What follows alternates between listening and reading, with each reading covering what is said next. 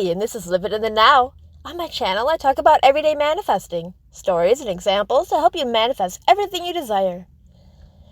Today's video is about a popular method or technique called a state akin to sleep, or SATS for short. I'm going to give my thoughts on it and explain why it can work and what about it makes it work, and just explain it for you. The state akin to sleep, SATS, was made famous by Neville Goddard, and he described it in many of his books and lectures. If you Google it, then it says, in the state akin to sleep, your conscious mind is at its least active. That is why you are urged to imagine your desired state or the reality you like to experience during this time, so that you have the best chance at successfully bypassing the conscious mind and impressing your desire into the subconscious. So I'm going to answer some questions about it, like, does it really work? What makes it work? And what's the point of it? So if you were to imagine your desire before bed and leave it on a good, positive note, that would manifest it. That's how manifesting works in the purest form.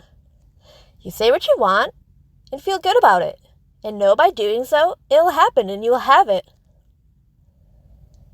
Often when you imagine it at night before bed, you can visualize or see flashes or scenes of it. This makes you see, feel, or know you have it or will have it, the having of it. That's what makes anything manifest, by deciding what you want, saying what you want, and seeing yourself as having it, or knowing, by doing this, that you will have it. So you could say your wanted story before bed, then fall asleep. Yes, that way would work. Why? Because the point of SATS, or a state akin to sleep, is to simply say your desire, say what you want, and see yourself as having it then, and leave it on a good note. Then if you went to bed right after, that just allows it to easily be left on a good, positive note.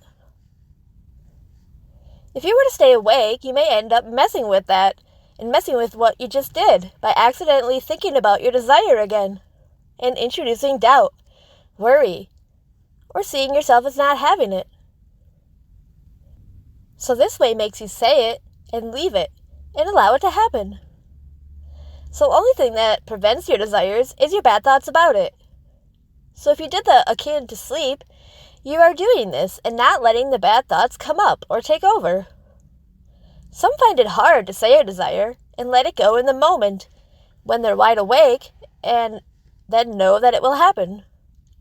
Your awakened mind usually keeps thinking about it or bringing up your desire and reminding you of it. So for some, the only way they're able to stop all thoughts, which is negative thoughts about your desire, is to say a desire then go to sleep. So that's how it works. It's the easiest way for some to say a desire, see themselves as having it, know it will happen, and let it go, which is to then fall asleep. So you can also do this during the day and while you're wide awake. I like to do it when I'm wide awake so I can focus better on what I want. And as I say what I want, see or feel the having of it. For me, I see flashes of it in my mind. Like if I said I want a new girlfriend, I want her in my arms now. I'd sense or see a person in my arms. And that makes me feel I have it. And feeling that you will have it is the same as feeling that you do have it. So then it manifests. My favorite way to do this is to make a new core story for myself. That core story says, I say what I want, it happens. I always get what I want. You do that by just repeating that thought and line, and eventually it becomes true for you. Then manifesting gets real easy, because then you can say what you want and know by doing so, by saying what you want, you'll get it and manifest it. See my video called Guess What? Manifesting Can Be Easy for step-by-step how I do this and how I manifest in the easiest way. So I personally don't like doing it right as I'm falling asleep and in bed because I'm not focused. I don't have the lights on to read my wanted story. I would want to say my wanted story and make sure I include all the parts of it. It seems to always have worked better for me reading it out loud or reading it in my head as I'm wide awake and conscious and focused. Then I just have the ability to know it will happen by me doing that, by me saying my wanted story. So it's easier for me to let it go and let it be, because I've seen it work, so I know it's true. I know when I do this, it'll happen. What I want will manifest. I started with smaller things and saw it work, so then I made my new story for my more significant desires, and that worked too in the same way. For me, I say I want something and that's it. I want and the thing I want. Or if there's more details to it or a more specific desire, I say a specific wanted story about it and then automatically let it go. Because I know my core story says it will manifest then. Because my program story for myself is that I say what I want and it happens. If I decide on something I want while I'm out and about during the day, I'd say, I want it. I want and the thing I want. And know by doing that, it'll happen because my thoughts create. And my thought that creates says, when I say what I want, then it happens. And then I let it go by returning to the present moment. Maybe I said it in the car, and then I get out of the car and go to the store and think about what I was going to go shopping for. Maybe I was home and said my desire later at night while I was still wide awake, and then after I go and take a shower. Or maybe I watch a TV show. That's my way of letting it go while I'm still awake. By returning to the present moment and doing something else and just letting it be.